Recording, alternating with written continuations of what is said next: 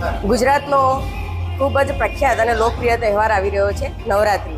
અને નવરાત્રિના ગરબા સંદર્ભે અમે અહીંયા રોજે રેનિશન સર પાસે ગરબા રમવા માટે આવીએ છીએ.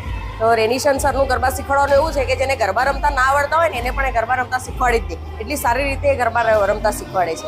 અને અમને અહીંયા અમે ઘણા વર્ષોથી અહીંયા નવરાત્રિની આગળથી અમે ગરબા રમવા માટે આવીએ છીએ અને શીખીએ છીએ.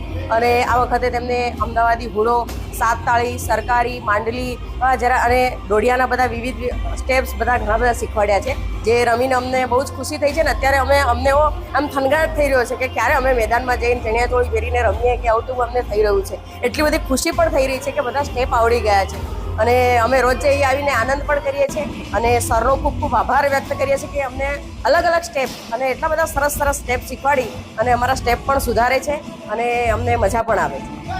હેલો દાહોદિયન, હું ફ્લાય એન્ડ ડાયનેમાઇટ ક્લાસમાં વર્ષોથી આવું છું. અહીંયા બધા અલગ અલગ ટાઈપ્સના ગરબા શીખવા મળે છે.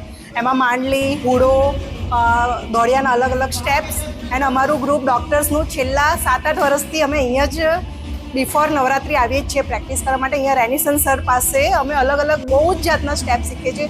પ્લસ અમારું વીકમાં એક દિવસ અમારી રીલ્સ બને છે બધા સોંગ પર જે સરે શીખવાડ્યા છે એનું રિવિઝન સાથે, અને બહુ જ મજા આવે છે. અમે બહુ જ એન્જોય કરીએ છીએ.